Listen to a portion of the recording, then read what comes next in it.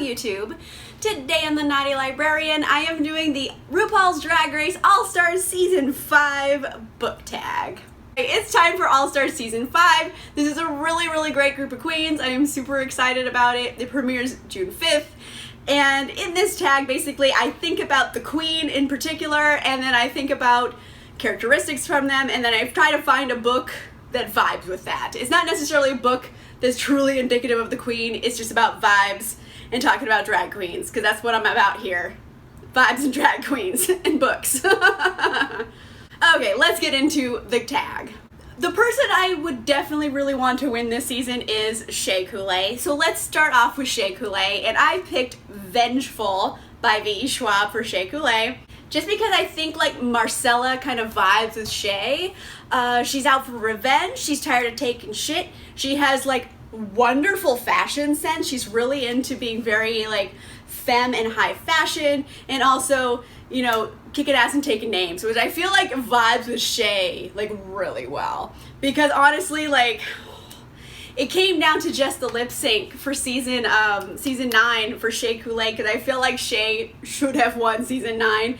No shade to Sasha Velour, but yes, Shea should have won. She just should have won, okay? So I'm hoping she's coming back for revenge and wearing dope heels while she does it. Next queen is Ongina from season 1. I loved Ongina, and the lip sync that she got eliminated on against BB, arguably, I think Ongina won the lip sync. I mean, BB did go on to win the season, but like, I think Ongina won that lip sync. Anyway, she was robbed. For Ongina, I picked Salvaged by Madeliene Roux, because Ongina is known for being a bald queen. This is a person with a shaved head on the cover, so that's just very basic. But also, Ongina is very like kind of avant-garde, and I don't know if I would say this is avant-garde, but it's definitely a big metaphor which could go into avant-garde. It's about, you know, overcoming trauma by fighting space zombies, essentially. It's a big metaphor story, and I feel like that's kind of avant-garde in its storytelling structure, so I feel like that vibes with Ongina, because bald person on the cover, and also overcoming adversity, and also, you know, avant-garde, so I feel like it works. Next queen is Ms. Cracker, who I loved from season 10. Oh my gosh. Oh, Ms. Cracker. I love Ms. Cracker so much. She's so funny. I went with Queen of Shadows by Sarah J. Maas, in particular just because of Lysandra. I feel like Lysandra and Ms. Cracker would like be friends. Like, I feel like they'd vibe. They kind of have a snarky attitude, and also stunningly beautiful.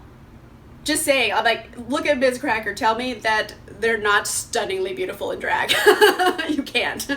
And also, I feel like Ms. Cracker is also very crafty, you know, kind of crafty and sneaky, and I feel like Lysandra is also very crafty and sneaky, so I feel like those two characters kind of vibe with each other. So yeah, I went with Queen of Shadows. Let's just go with it here. Next up, we have Mayhem Miller, also from season 10, and you know what? People are sleeping on Mayhem Miller, and maybe I'm just like partial because she's a SoCal queen, but oh, Mayhem is like dope and severely underrated. That's why I picked Sealed with a Curse by Cecy Robson, because it's freaking brilliant, but entirely underrated because it's somewhat indie. I think it was published like by Signet, so it was published with a traditional publisher, but oh man, it's so freaking good, and I've literally never met another person who's read it unless I literally forced them to read it, but they always like it, so please read it. It's really good. But yes, underrated. People are sleeping on this one. I think people are also sleeping on Mayhem. Mayhem's dope. Next queen is Mariah Balenciaga. She is from season 3, and the thing about Mariah Balenciaga is that she likes to stir the pot. She just wants to stir the pot. She's gonna start some shade. She's gonna get like, she's gonna make things interesting, and I am living for it. Just the drama that's gonna be turned up by her. Another character that exists just to stir the pot is Annabelle Blackthorn in Queen of Air and Darkness by Cassandra Clare. Annabelle exists just to fuck shit up. She's just there to stir the pot and make things dramatic and horrible for everybody. I feel like just like the act of stirring the pot and keeping things dramatic goes with Mariah. So yes, I'm gonna go with Annabelle Blackthorn in Queen of Air and Darkness because she just stirs the pot and messes stuff up. She just drama all the time. Love it. Next queen is Jujubee from season 2. I love Jujubee. She is so quick-witted and hilarious. Like, her reads are excellent. So I wanted to find a character or a book that has excellent reads and is really like smart-assy. So I went with Dreams of a Dark Warrior by Kresley Cole, mainly because Reign the Radiant, she's been in all of the books pretty much, but this is her book where she's the heroine. And Reign the Radiant is a complete smartass. She has the best comeback. She is really sassy and awesome. And I think Jujubee and Reign the Radiant, if they were to read each other, it would be epic. It would be so good. So I had to go with a sassy character who can read a bitch. And I think Reign does it and Jujubee can do it, so they go together. Next queen is India Ferrah from season 3. And the thing about India Ferrah is that, like, I really have no idea about anything about her. She's a very little known queen. It's not a queen that I was a fan of in her season. She wasn't around for a very long time. India is mainly known for getting into actual physical fight during a lip sync. So that's the only thing I really know about her, and I know literally nothing else. That's my failing as a fan. So I selected The Cabin at the End of the World by Paul Tremblay because I have no idea what happened in this either. I know what happened, the physical events that happened, but what they mean and what's truth and what's not truth, no idea. So kind of the same with India. I really have no idea about them as a human. So that's kind of a cop-out answer, but I don't know enough about India to make like a good assessment. I mean, she wears a huge like chest piece. But like you can't pick a book based purely off tits, so I don't know. This one I'm like also very confused by. Next queen is Derrick Barry from season 8, and Derrick is best known for being a Britney Spears impersonator and doing that kind of thing. And honestly, I don't know a super lot about Derrick. I have met Derrick on one occasion, but I don't know a lot about them. Except for this one scene in season 8 where Derrick never blocks their brows, but eventually they're like, okay, you know what, I'm gonna block my brows today. And so they did it, and they drew on their eyebrows, but they just looked like, like the eyebrows were so bad.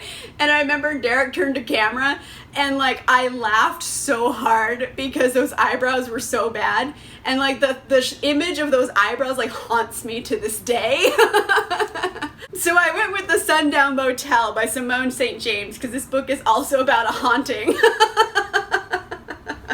I picked a whole book for this queen just because the eyebrows haunt me. But yeah, Derrick is Britney Spears.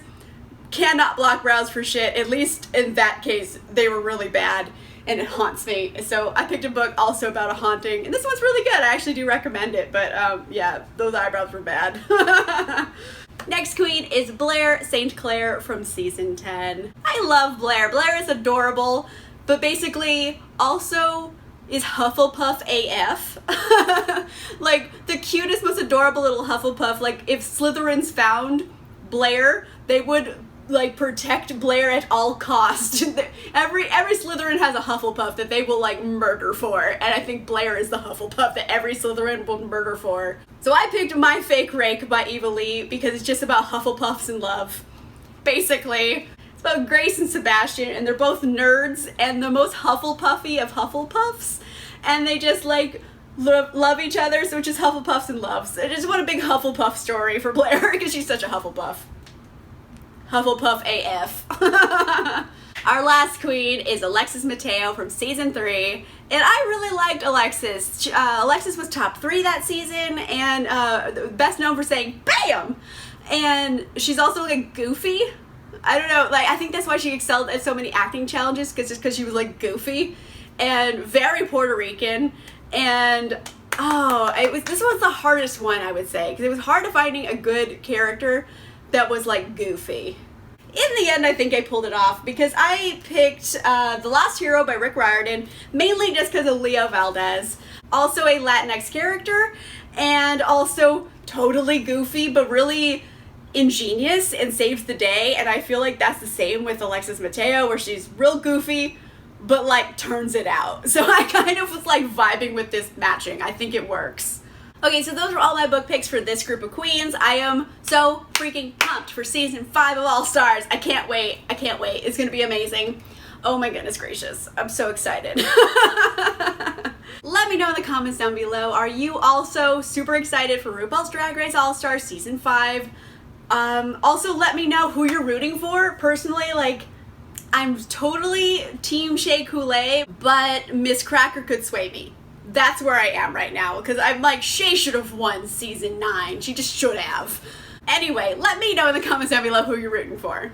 If you like this video, make sure you give it a like, and if you want to see more videos, make sure you subscribe. And I'll see you guys soon. Bye!